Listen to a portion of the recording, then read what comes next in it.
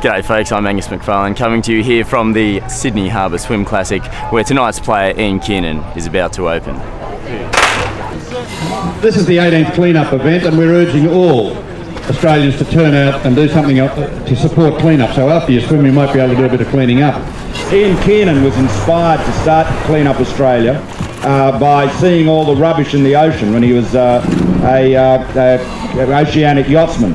And the cleaning up of our waterways has always been a key focus of Clean Up Australia. I'd been concerned for a long time about the state of Sydney Harbour, the broken glass tide line, the plastic bags, the plastic bottles, the styrene and all these sorts of things.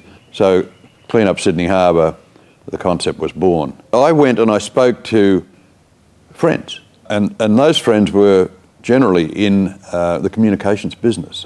And so they wrote the Yucky Yucky Poo jingle, which was aimed at the kids. And the people at that time were very angry because we had raw sewage on the beaches, the environmental problems were becoming more and more apparent, and they felt there wasn't a lot they could do. Certainly they could join Greenpeace or WWF or ACF or any of those worthy organisations, but they wanted to wrestle this problem to the ground. We gave them something physical that they could do, and our timing was fantastic, and the people turned out in their droves. I mean, we had 40,000 people out on Sydney Harbour, and from there the phone started to ring from right across the country, and so we started helping people do other cleanups, and then we said, okay, let's make it a national event, and so we did that the following year. Today has been fantastic.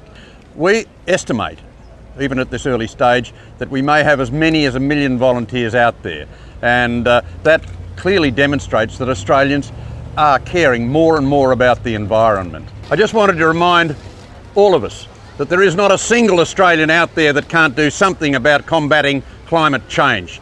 And today is the first day that you can take up your pledge to see what you can do to reduce your contribution to CO2 emissions. The future, it's in our hands. Thank you. We were blindsided by the success of Clean Up Sydney Harbour and the amount of attention that the community was paying to wanting to do other cleanups that we then went to Clean Up Australia. Then we met a lawyer from United Nations Environment Program, and being the sort of people we are, we pitched to him. As a result of that, we were invited to go to Nairobi in Kenya to meet the Director General of United Nations Environment Program with a view to see if we could export the idea that we had formulated through Clean Up Sydney Harbour and then Clean Up Australia. We had a goal of 50 cities and towns across the developed and the developing world. We didn't get that. We got 89 countries, and that has now expanded to 120 countries. My greatest reward is to see the strength of people in that they do care so much about the environment and they are prepared to change their behaviour. That is what refuels me all the time. I can't do enough, you know. I just become more and more determined. You know, I've got grandkids now. For them, it doesn't look quite so rosy, and so I'm determined to try and repair that to the best of my ability. Cleaning up the waterways, cleaning up the climate, and looking at reform in relation to water, energy and waste. And do you think we can do it? I reckon we can.